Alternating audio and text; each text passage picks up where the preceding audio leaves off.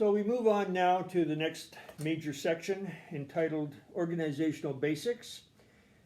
Here we're looking at in the class methodology and planning.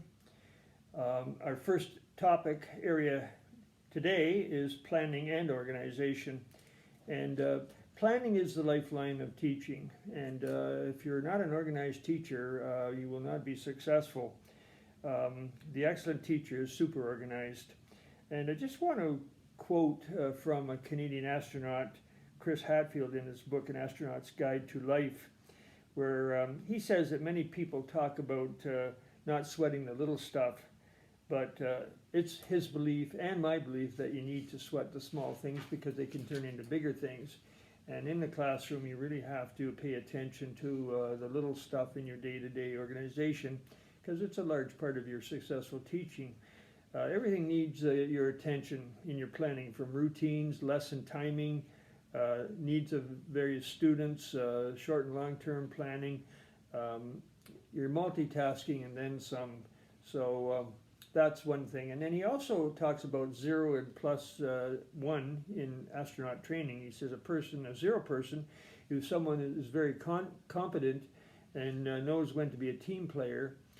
Plus 1 person is one who knows when to step up and be a leader. And so too in teaching, the excellent teacher knows when to show leadership and when to do the right thing at the right time. So you have to be a leader in education, but you have to be a leader in your classroom to make it be successful. So how do you do that? Planning ahead has to work within a system. I believe in systems, and I think at different levels. Overall picture, I used to do a monthly planner where I would have everything blocked out in terms of what to expect over the next 4 weeks, and this kind of thing would involve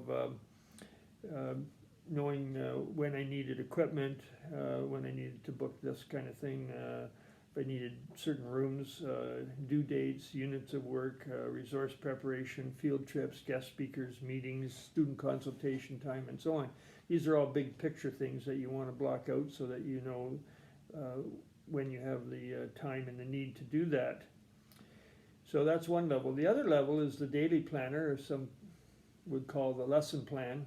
Now you used to like to put those into 2 categories, the formal plan, which I would keep in a binder and use as for future reference, for perhaps modifying in the future, but for also a record of what I've been doing, just like students taking notes. And then there's the working lesson plan, the one that would be on my short version of the formal plan, one in front of me on the desk while I'm teaching, to keep me on time, keep me going in the right direction. So lack of this kind of planning puts you in a very vulnerable position. Students pick up on this very quickly. If you show that you lack purpose and preparation, then they think you're teaching from the top of your head, and that does not work. And they pick up on that, and then there's problems sometimes, often discipline problems as a result. And there's another kind of planning also that can be done collegially with your colleagues, where if you're teaching the same course, talk about timing and topic areas and common exams, tests, projects, so that students will see that there's consistency in what they're taking within that subject area. If you expand that kind of thing, collegiality, on a subject department level, you can even have a philosophical approach, which can involve what we used to call the 3 Ps. The junior grades, we'd focus on process; the middle grades, we'd focus on practice; and the senior grade, we would focus on proficiency. And each of those required agreed upon steps that we wanted to lead students through. Now, it helps if students have taken your course or courses before; they know what your expectations are. But you can dovetail these expectations into your class with new students as well. So, in my estimation, you can actually have fun planning and organizing your work. when you are organized, you're more relaxed, you're more confident, knowing that everything's set to go. It allows you to put your creativity to work. Sometimes becomes kind of a little jigsaw puzzle where you're trying to put everything into putting the parts together and thinking and deciding what will work best.